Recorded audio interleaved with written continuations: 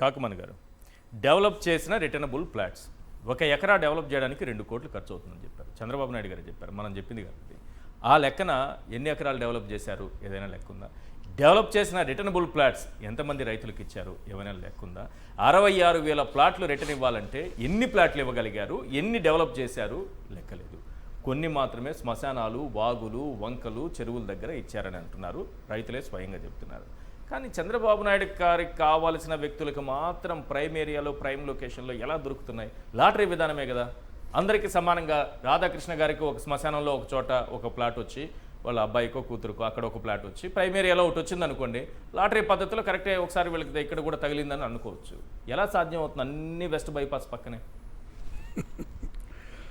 Sir, ఇక్కడ అమరావతి అనేది ఒక అంతులేని వింత కథ. అంటే ఒక అవినీతికి అడ్డాగా మారింది, దోచుకున్న వాళ్ళకి దోచుకున్నంత.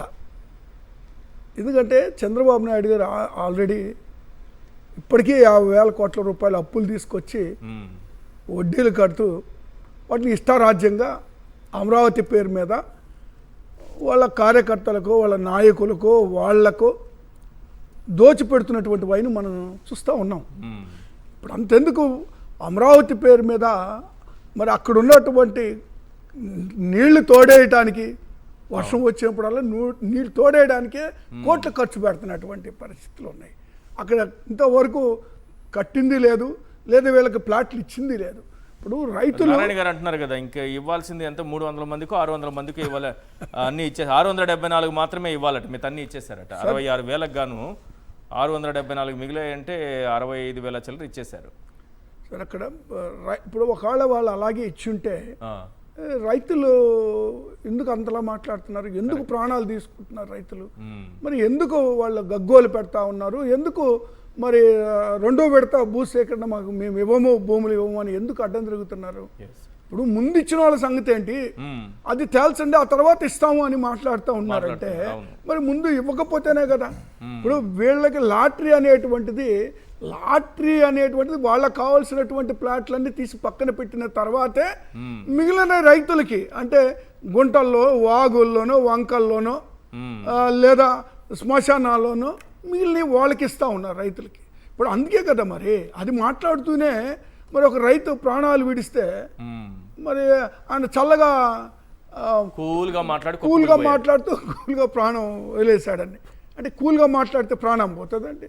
ఆయన ఎంత ఆవేశపడి మాట్లాడాడు ఆ రోజు, చాలా స్పష్టంగా, అంటే టీవీలో కూడా చూసిన తర్వాత కూడా వీళ్ళ మనసు కరగదా? అంటే మనకొస్తే చాలు, మన ఫ్యామిలీ బాగుపడితే చాలా. సార్, ఇప్పుడు చంద్రబాబు ఎవరికి కావాల్సిన వాళ్ళు తీసుకుని అలా ఉంచి, ఇప్పుడు రాధాకృష్ణ గారు తీసుకుని వాళ్ళ పిల్లలకి తీసుకున్న సందర్భంలో 300 మీటర్ల లోపల ఉంది, అసలు రోడ్డు పక్కన లేదు. 300 మీటర్ ఇక్కడ నుంచి రోడ్డు మీదకి వెళ్తే 300 మీటర్లు ఉంటుంది. అవును, ఇక్కడ నుంచి రోడ్డు పైకి వెళ్తే సరిపోయింది. అంతే, అది పెద్ద ఇష్యూ కాదు. కానీ వాళ్ళు ఏంటంటే రాధాకృష్ణ గారు మొదటి నుంచి దోచిపెట్టేటువంటి కార్యక్రమం మొదటి నుంచి జరుగుతుంది. మీకు గుర్తుందో లేదో, 14 నుంచి 19 అధికారంలో ఉన్నప్పుడు కూడా విశాఖపట్నంలో ఏపీఐఏసిసి ఇండస్ట్రియల్ ఏరియాలో రోడ్డు ఫేసింగ్లో ఆయనకు 1 ఏకర్ ఇచ్చారు. అప్పుడు ఇస్తే దాన్ని మళ్ళా వైసీపీ ప్రభుత్వం వచ్చిందో ప్రజా అవసరాల కొరకని దాన్ని రద్దు చేయడం జరిగింది. మళ్ళీ దాన్ని ఆయన కోర్టుకు పోవడం జరిగింది. ఇప్పుడు మళ్ళీ నామినల్గా కట్టించుకొని మళ్ళీ ఇప్పుడు ఆయనకు అది హ్యాండ్ ఓవర్ చేయడం జరిగింది వాళ్ళ అధికారంలోకి వచ్చిన తర్వాత. సో ఈ విధంగా దోచిపెట్టేటువంటి కార్యక్రమాలు వీళ్ళు అధికారంలో ఉన్న ప్రతిసారి జరుగుతూనే ఉంది. సో ఇప్పుడు ఆయన ఏ స్థాయి నుంచి వచ్చినటువంటి మనిషి, ఆయన ఒక సైకిల్ వేసుకొని ఆ రోజుల్లో అసెంబ్లీకి సైకిల్ మీద వచ్చి, మీకు గుర్తుందో లేదో, రాజశేఖర రెడ్డి గారు కూడా మాట్లాడినారు ఒక సందర్భంలో. ఆయన సైకిల్ మీద వస్తే సైకిల్ చైన్ తెగిపోతే ఈయన మళ్ళీ ఆ చైన్ వేసుకొని రోషే గారి రూమ్లోకి వచ్చి చేతులు కడుక్కొని వెళ్ళే మళ్ళీ ఆ సైకిల్ వేసుకుని వెళ్ళాడు అనేటువంటి మాట మనం విన్నాం. ఆ స్థితి నుంచి ఈ స్థితికి ఎలా రాగలిగాడు ఒక సైకిల్ మీద ఉండే వ్యక్తి? అంటే ఎన్ని అడ్డగోలు పనులు చేసి, ఎన్ని అవినీతి పనులు చేసి, కష్టపడి దొక్కారేమో, ఎన్ని సైకిళ్ళు తొక్కినా కూడా ఈ రోజు 1,000 కోట్లకు అధిపతి అవుతారంటే చంద్రబాబు నాయుడు గారి సైకిల్. ఇప్పుడు ఆయన అంత సైకిల్ తొక్కారేమో. అయితే అదేనండి, ఆ సైకిల్ అంటే అదే సైకిల్ ఆయన ఎక్కేది. అయితే నేనేమంటే ఇప్పుడు ఈ విధంగా దోచిపెట్టినటువంటి ఒక్కళ్ళు కాదు కదా. ఇప్పుడు మిగిలిన చాలా మంది లిస్ట్ ఉంది, కానీ నేను చదవలేను. ఆ లిస్టు చదవాలంటే పెద్ద లిస్టే ఉంది. వాళ్ళకి అనుచరులు, అనుయాయులు, ముఖ్య నాయకులు, ఇవ్వడమే కాకుండా చంద్రబాబు నాయుడు గారు ఒక 5 ఎకరాలు, నేను మీరు ఒక్కటే చూడండి, 5 ఎకరాలు ఆయన 7,500 కొన్నాడు. 5 ఎకరాలు 7,500కి కొన్న గజం గజం గజం 7,500 కొన్నారు. 3,60,00,000 కొన్నారు ఈ 5 ఎకరాలు. అంటే ఇప్పుడు ఆయన ఏం చెప్పాడు, అప్పుడు 5,000 ఎకరాలు ప్రభుత్వం దగ్గర ఉంది, దాన్ని అమ్మి డబ్బుని సంపదని సృష్టిస్తాను అనే మాట మాట్లాడాడు ఆయన. కానీ ఇప్పుడు ఈడ 7,500 రూపాయలు పెట్టి గజం కొంటే మరి ఇది ఒక్కసారి కానీ 5,000 ఎకరాలు చూస్తే 20,000 కోట్ల రూపాయలకి దాటదు కదా. 5 ఎకరాలకు సంబంధించి 5 ఎకరా 3.63 3,60,00,000 అయింది. ఇప్పుడు మొత్తం 18 కోట్లు ఏం కొన్నారు అంతే, 20 కోట్లు కూడా దాటదు.